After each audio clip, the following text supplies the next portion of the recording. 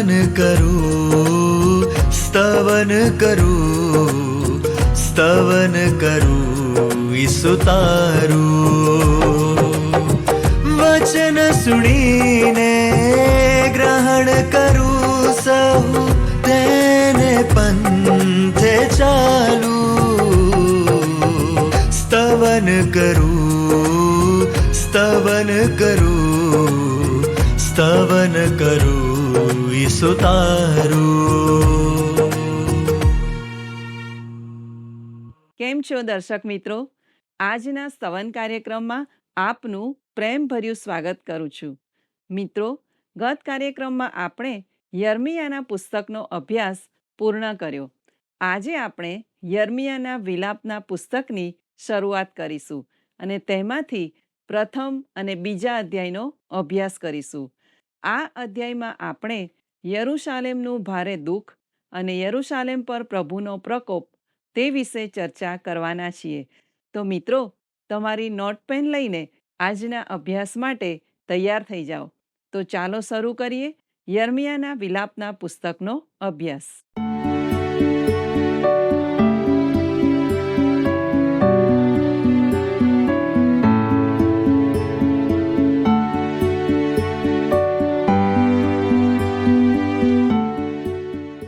વહાલા દર્શક મિત્રો, આજના સ્તવન કાર્યક્રમમાં આપ સૌનું હાર્દિક સ્વાગત છે. વહાલા દર્શક મિત્રો, આજથી આપણે યર્મિયાના વિલાપના પુસ્તકનો અભ્યાસ કરવા જઈ રહ્યા છીએ. આ નાના પુસ્તકમાં પ્રબોધકનો આત્મા આપણી સમક્ષ ખુલ્લો થાય છે. આ યર્મિયાના શોક ગીતો છે. ઈશ્વરના વચનોના ખુલાસાઓ માટે પ્રખ્યાત ડોક્ટર એલેક્ઝાન્ડર વ્હાઇટ જણાવે છે કે આખી દુનિયામાં યર્મિયાના શોક ગીતો અજોડ છે. દરેક યુગમાં પારાવાર યાતના જોવા મળે છે, પણ આવા દુઃખી હૃદયવાળો વક્તા ફરીથી જન્મ્યો નથી. વહાલા દર્શક મિત્રો, યર્મિયાએ તેમની સેવાની શરૂઆત યોશિયા રાજાની કારકિર્દીમાં કરી હતી. તેઓ બંને યુવાન હતા અને મિત્રો હતા. યર્મિયાએ તેની પ્રબોધક તરીકેની સેવાઓ યોશિયા પછી થયેલા 4 કંગાળ રાજાઓ એટલે કે યહોઆહાજ, યહોયાકીમ, યહોયાખીન અને યહૂદાના છેલ્લા રાજા સિદિકિયાની કારકિર્દીમાં ચાલુ રાખી.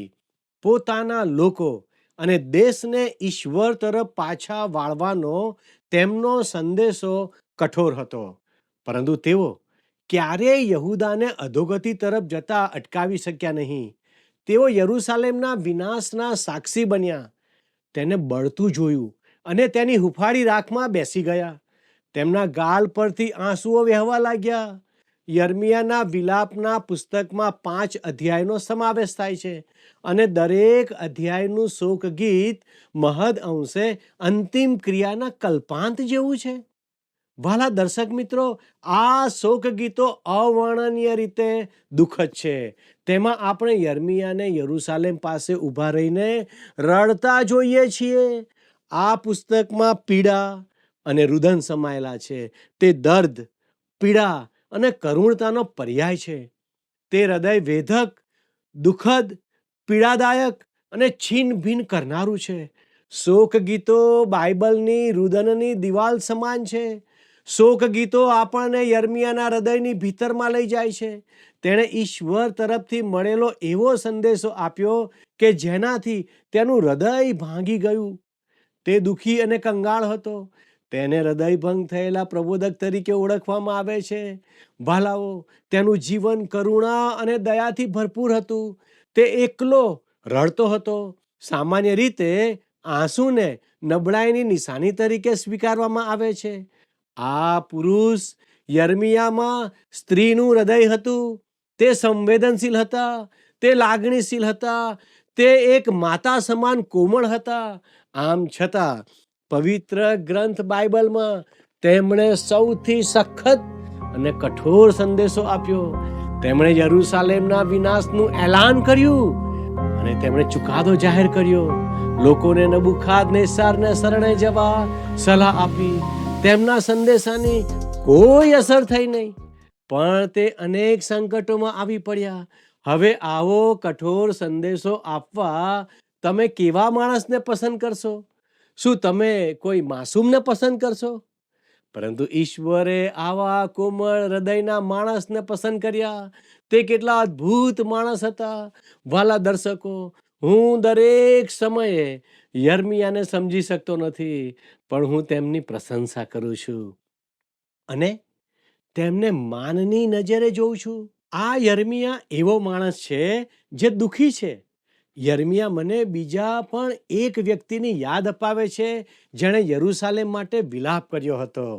ફક્ત તફાવત એટલો હતો કે યર્મિયા યરૂશાલેમને ખંડેર બનેલું અને મંદિરને બળેલું જોઈ રહ્યા છે. ઈસુ ખ્રિસ્ત પણ તે જ શહેર માટે 6 સદી પછી રડ્યા, કેમ કે તેનો નાશ થવાનો હતો. યર્મિયા માટે યરૂશાલેમનો વિનાશ ઐતિહાસિક ઘટના હતી, પણ ઈસુ ખ્રિસ્ત માટે યરૂશાલેમનો વિનાશ પ્રબોધવાણી હતી. આ વિલાપના પુસ્તકનું ચાવીરૂપ વચન યર્મિયાનો વિલાપ 1 અને 18 જણાવે છે કે યરૂશાલેમનો વિનાશ કેમ થયો. યહોવા ન્યાયી છે, કેમ કે મેં તેની આજ્ઞાઓનું ઉલ્લંઘન કર્યું છે. હે સર્વલોક, કૃપા કરીને સાંભળો ને મારું દુઃખ જુઓ. મારી કુંવારીઓ અને મારા જુવાનો બંદીવાસમાં ગયા છે. વિલાપના પ્રથમ શોક ગીતની શરૂઆત ગમગીની સભર નોંધ સાથે થાય છે. યર્મિયા નીચા સૂરમાં ગીત ગાય છે. યર્મિયાનો વિલાપ 1 અને 1 જણાવે છે કે જે નગરી વસ્તીથી ભરચક હતી તે કેમ એકલી બેઠી છે, તે કેમ વિધવા સરખી થઈ છે. જે પ્રજાઓમાં મોટી પદવીની તથા પ્રાંતોની રાણી હતી તે કેમ ખંડણી આપનાર થઈ છે. મહાન યરૂશાલેમ શહેરનો નાશ થયો છે, તેનો ખુલાસો શું છે? યર્મિયા 2 અગત્યના વિધાનો કરે છે જે આપણને સમજવામાં મદદરૂપ થશે. યર્મિયાનો વિલાપ 1 અને 8 વાંચીએ. યરૂશાલેમે મહાપાતક કર્યું છે, તેથી તે તિરસ્કાર પાત્ર વસ્તુ થઈ ગઈ છે. જેઓ તેનો આદર કરતા હતા તેઓ સંધા તેને તુચ્છ ગણે છે, કેમ કે તેઓએ તેની નગ્નતા જોઈ છે. હા, તે નિશાસો નાખીને પાછી ફરે છે. યરૂશાલેમે મહાપાતક કર્યું છે. આ શહેરના પતનનો પહેલો ખુલાસો છે. તેઓએ તેની નગ્નતા જોઈ છે. કેવું દ્રશ્ય! વાલા દર્શક મિત્રો, યર્મિયાનો વિલાપ 1 અને 12 કહે છે કે રે પાસે થઈને જનારા, શું આ તમારી નજરમાં કંઈ નથી? ધ્યાન આપીને જુઓ, મારા પર જે દુઃખ આવી પડ્યું, જે વડે યહોવાએ પોતાના ભારે કોપને સમયે મને દુઃખી કરી છે, તેના જેવું બીજું કોઈ દુઃખ છે શું? આજના સમયમાં લોકોને ઈશ્વરના ભયંકર કોપ વિશે સાંભળવાનું ગમતું નથી. સુવાર્તાના સંદેશમાંથી આ બાબતને વારંવાર બાદ કરી દેવામાં આવે છે. સુવાર્તાની આ પ્રકારની રજૂઆત માટે એવી દલીલ કરવામાં આવે છે કે તેનાથી દુનિયાના લોકોને પહોંચી શકાય છે. યર્મિયા પણ ખોવાઈ ગયેલી દુનિયાને પહોંચવા માંગતો હતો અને તેમને ઝાઝી સફળતા મળી નહીં. આમ છતાં તેણે ઈશ્વર દ્વારા અપાયેલ સંદેશાને ઈશ્વરના વચન તરીકે આપ્યો.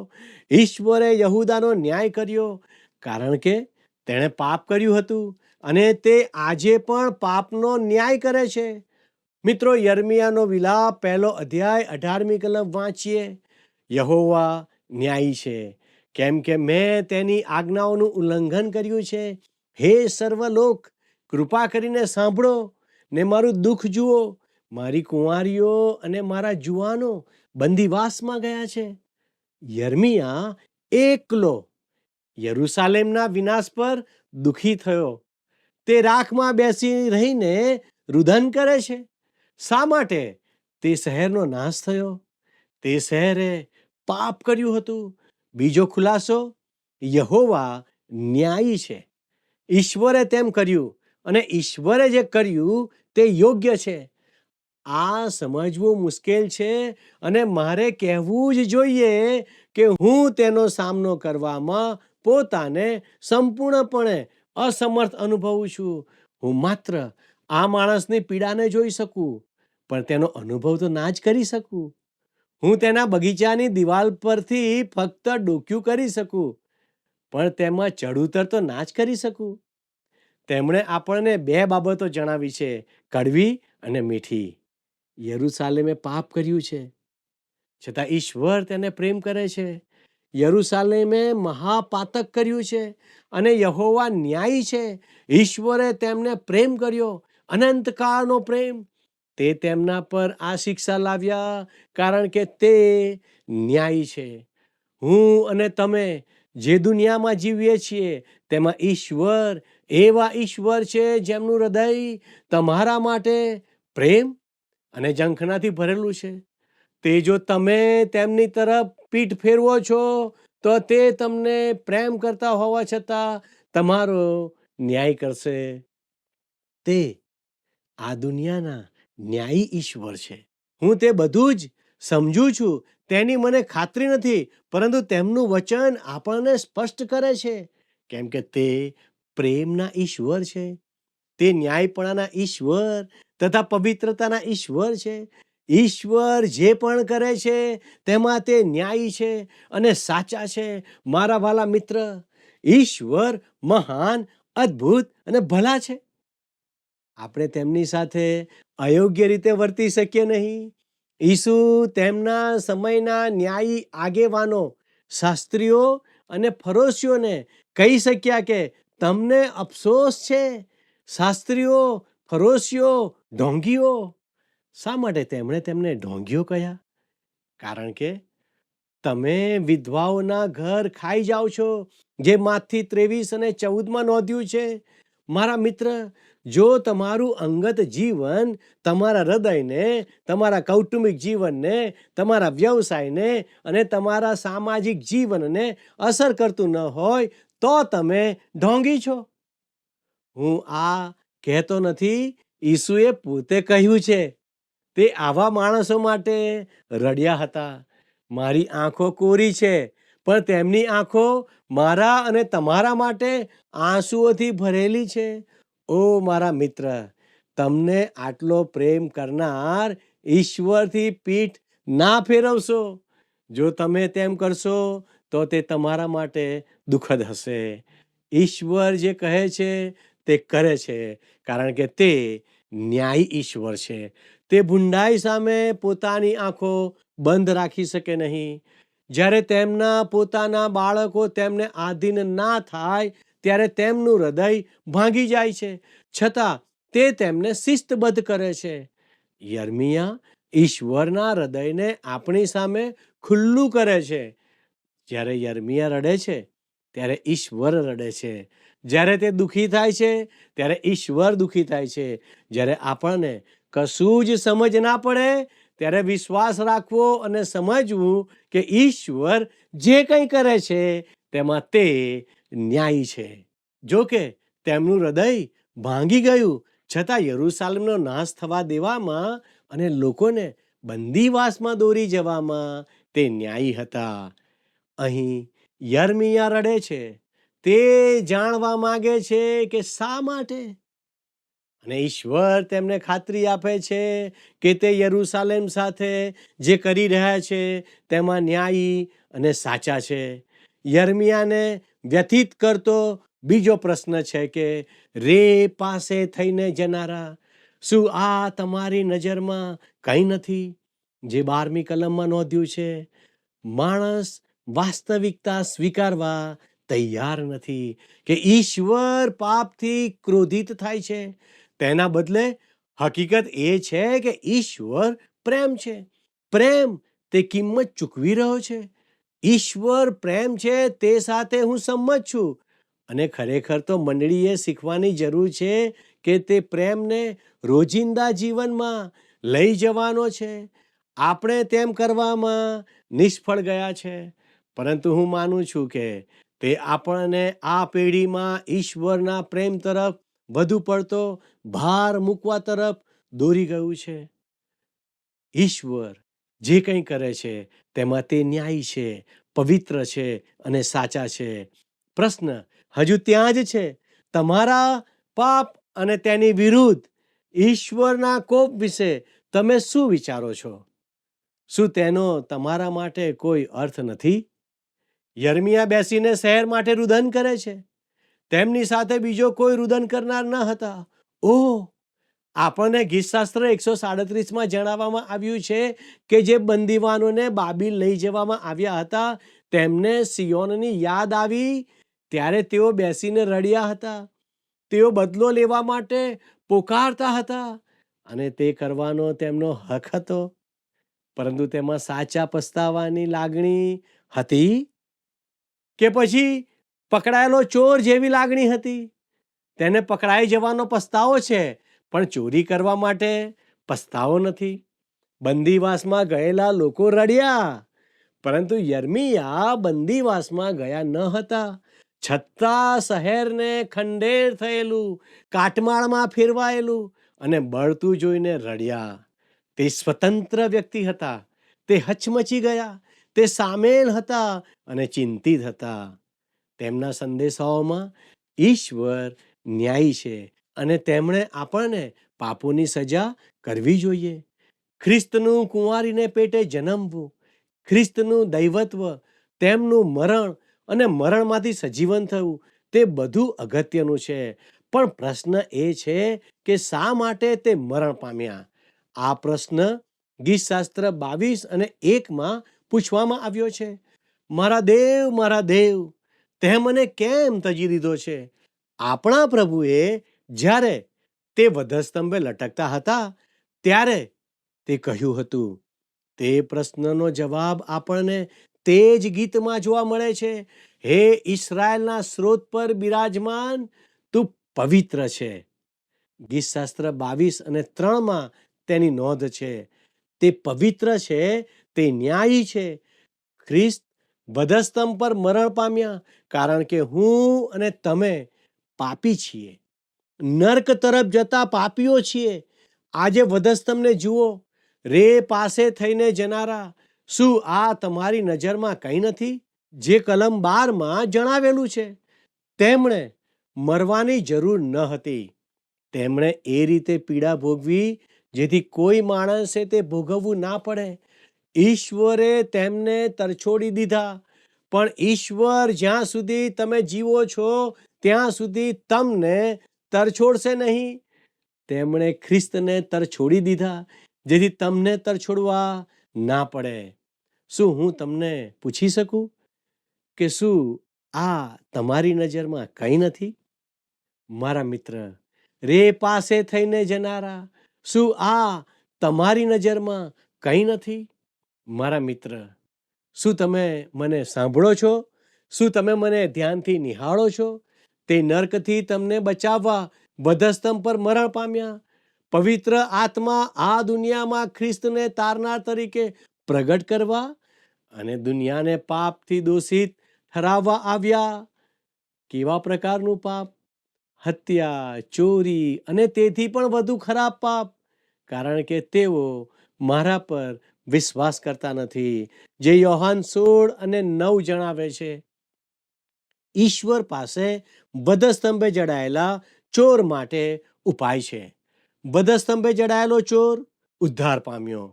હું વિચારું છું કે સંત પાઉલ ખૂની હતો, કેમ કે સ્તેફનના મરણ માટે તે જવાબદાર હતો, પણ તેનો ઉદ્ધાર થયો. મૂસા પણ ખૂની હતો. ઈશ્વર પાસે ખૂની, ચોર અને જુઠ્ઠું બોલનાર માટે ઉપાય છે. પણ જે માણસ ઈસુ ખ્રિસ્તને નકારે છે તેમના માટે કોઈ ઉપાય નથી. યરૂશાલેમ તેવી અવસ્થામાં આવી ગયું હતું કે ઈશ્વરે યર્મિયાને કહ્યું કે તેઓ તમારું સાંભળતા નથી. તેથી વ્યથિત ના થા. જો મૂસા કે એલિયા કે સમુએલ મારી સમક્ષ તેમને માટે પ્રાર્થના કરત, તો પણ મેં તેમની પ્રાર્થનાઓનો જવાબ આપ્યો ના હોત. ખૂબ મોડું થઈ ગયું છે. તેઓ ત્યાંથી દૂર જતા રહ્યા છે. હવે આપણે તેવા માણસોનો ન્યાય કરી શકતા નથી જે ખ્રિસ્તના સંપૂર્ણ નકારના સ્થાન પર પહોંચી ગયો છે. મેં એવી ઘણી વ્યક્તિઓનું બદલાણ થતા જોયા છે જેમને મેં આશા વગરના માન્યા હતા. યરૂશાલેમે ઈશ્વરને નકારી કાઢ્યા હતા. કોઈ વ્યક્તિ ખ્રિસ્તનો નકાર કરી શકે છે. તમારા માટે ઈસુ ખ્રિસ્તનું શું મહત્વ છે? રે પાસે થઈને જનારા, શું આ તમારી નજરમાં કંઈ નથી? જે કલમ 12 દર્શાવે છે. અમને જોઈએ અગ્નિ, માનીએ તુજ વાણી, એટલી છે વિનંતી, અગ્નિ પડવા દે. માંગી નવી શક્તિ, તુજ પર વિશ્વાસ રાખી, નાઠા શકને ભીતી, અગ્નિ પડવા દે. અગ્નિ પડવા દે, અગ્નિ પડવા દે, આવ પવિત્ર આત્માને બાપ્તિસ્મા દે. અગ્નિ પડવા દે, અગ્નિ પડવા દે, આવ પવિત્ર આત્માને બાપ્તિસ્મા દે.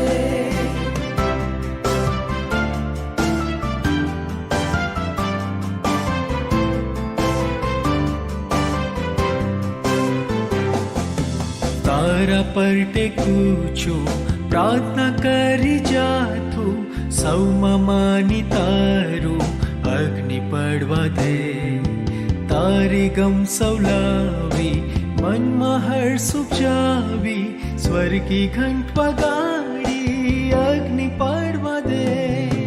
અગ્નિ પડવા દે, અગ્નિ પડવા દે, આવ પવિત્ર આત્માને બાપ્તિસ્મા દે. મિત્રો, ચાલો અધ્યાય 2 આગળ વધીએ. યર્મિયાનો વિલાપ 2 અધ્યાય 5મી કલમ વાંચીએ. પ્રભુ શત્રુના જેવો થયો છે. તેણે યરૂશાલેમને પાયમાલ કર્યો છે. તેના સર્વ રાજમહેલોને તેણે પાયમાલ કર્યા છે. તેણે તેના કિલ્લાઓનો નાશ કર્યો છે અને તેણે યહૂદિયાની દીકરીના ખેદ તથા વિલાપ વધાર્યા છે. ભલા દર્શક મિત્રો, નબુખાદનેસ્સારે જે કંઈ કર્યું તેની સંપૂર્ણ જવાબદારી ઈશ્વરે લીધી. ઈશ્વરે તેને યરૂશાલેમનો નાશ કરવાની પરવાનગી આપી. ઈશ્વરે જેમ ઇસ્રાયેલને શિક્ષા કરવા માટે આસુરનો ઉપયોગ કર્યો, તેવી જ રીતે તેનો દંડ તરીકે ઉપયોગ કર્યો. શું તમે ક્યારેય તમારા અંગત જીવન વિશે વિચાર કર્યો છે કે શા માટે ઈશ્વરે કેટલાક લોકોને અંતરાય બનવા દીધા છે? તમે વિચારતા હશો કે તમે ક્યારેય કેટલાક લોકોને મળ્યા ના હોત. શું તેવા લોકો છે જેમને તમે શત્રુ કહો છો? કેટલાકે તમને દુઃખ પહોંચાડ્યું હશે, પણ તે ઈશ્વરના હેતુને પૂરા કરવા માટે છે. ઈશ્વરે તેમના ચોક્કસ હેતુસર તેવું થવા દીધું છે. તમારા જીવનમાં ઈશ્વરના હાથને ઓળખવાનું શીખો. ચાલો યર્મિયાનો વિલાપ 2 અને 7 જોઈએ. પ્રભુએ પોતાની વેદી તજી દીધી છે. તે પોતાના પવિત્ર સ્થાનથી કંટાળી ગયો છે. તેને તેના રાજમહેલોની ભીતો શત્રુના હાથમાં સોંપી દીધી છે. જેમ શુભ સંદેશના દિવસે ઘોંઘાટ થાય છે, તેમ તેઓએ યહોવાના મંદિરમાં ઘોંઘાટ કર્યો છે. વહાલા મિત્રો, જે મંદિરને ઈશ્વરે આશીર્વાદિત કર્યું હતું, જેને બનાવવાને માટે સૂચનો કર્યા હતા, એક સમયે જ્યાં તેમની હાજરી હતી, જેને માટે હવે તે કહે છે, તે દિવસ આવ્યો કે જ્યારે મેં તે મંદિરને ત્યજી દીધું. દેવળમાં જનારા લોકોએ તેમનું અંગત જીવન તપાસવાની જરૂર છે. જો તમે દેવળમાં જાઓ છો, તો શું ઈશ્વર તેનાથી ખુશ છે? તમે સાચા મનથી જાઓ છો કે ટીકા કરવા જાઓ છો? શું ઈશ્વરનો આત્મા તમારો ઉપયોગ કરી શકે? તમે દેવળમાં જાઓ છો તો તેનો એ અર્થ નથી કે ઈશ્વરને તમે ખુશ કરો છો. યર્મિયાનો વિલાપ 2 અને 10 કહે છે, સિયોનની દીકરીના વડીલો મૂંગા થઈને ભૂમિ પર બેસે છે. તેઓએ પોતાના માથા પર ધૂળ નાખી છે. તેઓએ ટાટનો પટ્ટો કમરે બાંધ્યો છે. યરૂશાલેમની કુંવારીઓએ પોતાના માથા જમીન સુધી નમાવ્યા છે. બધા લોકો શોકના બાહ્ય વર્તુળમાંથી પસાર થવા લાગ્યા. પણ નોંધ કરો કે યર્મિયા પર શું અસર થઈ છે. યર્મિયાનો વિલાપ 2 અધ્યાય 11મી કલમ કહે છે, આંસુ પાડી પાડીને મારી આંખોનું તેજ ઘટી ગયું છે, મારી આંતરડી કકડે છે, મારા લોકની દીકરીના ત્રાસને લીધે મારું કાળજું બળે છે, કેમ કે છોકરા તથા ધાવણા બાળકો નગરના મહોલ્લાઓમાં મૂર્છિત થાય. આંસુઓ પાડીને મારી આંખોનું તેજ ઘટી ગયું છે. તે એટલું રડ્યા કે તે જોઈ શક્યા ન હતા. મારી આંતરડી કકડે છે. આ વાતને તેમના ટુકડા કરી નાખ્યા. તેનાથી તેમની તંદુરસ્તી કથળી ગઈ. તે સામેલ થયા. તેમનું હૃદય તૂટી ગયું. આપણામાંથી કેટલા જણ ઈશ્વરના કાર્ય માટે ખરેખર સામેલ થવા માંગે છે? શું આપણી તંદુરસ્તીને જોખમમાં મૂકવા ઈચ્છુક છીએ? શું આપણે ઈશ્વરને સોંપાઈ જવા માંગીએ છીએ? યર્મિયાનો વિલાપ 2 અધ્યાય 15મી કલમ કહે છે કે જેઓ પાસે થઈને જાય છે તેઓ સર્વ તારી વિરુદ્ધ તાળી પાડે છે. તેઓ ફિટકાર કરીને યરૂશાલેમની દીકરીની સામે માથા હલાવીને કહે છે, જે નગરને લોક સુંદરતાની સંપૂર્ણતા, આખી પૃથ્વીનું આનંદાસ્પદ કહેતા હતા, તે શું આ છે? યરૂશાલેમની દુર્દશાથી બહારનો દુશ્મન ખુશ છે. મારી જાતને હું પૂછવા માંગુ છું કે સેવા કરતા મારા ભાઈઓ સાથે કેટલો સામેલ થાઉં છું હું? આપણા દેશમાં બાઇબલનું અદ્ભુત શિક્ષણ આપતા ઘણા બાળકોને ઉત્તેજન આપવા માંગુ છું. મારા વાલા દર્શક મિત્રો, ઈશ્વર આ અભ્યાસ મારફતે આપની સાથે વાત અને વ્યવહાર કરે અને આપને આશીર્વાદિત કરે, એ જ પ્રાર્થના સાથે હું આપની વિદાય લઉં છું. આમેન. પ્રિય મિત્રો, આજનો પાઠ વિલાપનો પાઠ છે. યર્મિયા પ્રબોધક કોઈકના માટે સખત રડ્યા. કેમ આવું થયું? તે પ્રશ્ન આપણને થાય. પણ ઈશ્વરે યહૂદિયાનો તેમના પાપોને કારણે ન્યાય કર્યો અને તેમને ભયંકર શિક્ષા થઈ. મિત્રો, ખૂની, ચોર અને જુઠ્ઠું બોલનાર માટે ઈશ્વર પાસે ઉપાય છે. પણ પ્રભુ ઈસુનો નકાર જે કોઈ કરશે તેમના માટે ઈશ્વર પાસે કોઈ ઉપાય નથી. આ મારી વાત ગંભીરતાથી સાંભળજો. અને મારા વાલાઓ, હજુ સમય છે. ઈસુ ખ્રિસ્ત પર વિશ્વાસ કરીને નાશના માર્ગમાંથી બચી જાઓ. આપણા પર ઈશ્વરનું ન્યાય શાસન ના આવે માટે આજનો પાઠ આપણ સર્વને ચેતવણી આપી રહ્યો છે. તેના તરફ આપણે ધ્યાન આપીએ.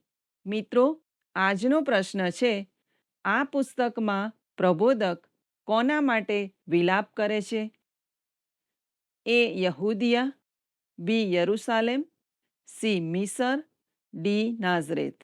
મિત્રો, ગત પ્રશ્નનો જવાબ છે સી સિદકિયા. વાલા મિત્રો, અમારો સમય હવે પૂરો થાય છે. આ કાર્યક્રમ વિશે આપના પ્રતિભાવો અમને ચોક્કસ જણાવશો. તે સાથે અમારા આજના પ્રશ્નનો જવાબ પણ જરૂરથી આપશો. તે માટે અમારો સંપર્ક નંબર છે 94 29 37 56 10 9429375610. ધન્યવાદ. શું તમને આ કાર્યક્રમ ગમ્યો? અત્યારે જ અમને મિસ કોલ કરો.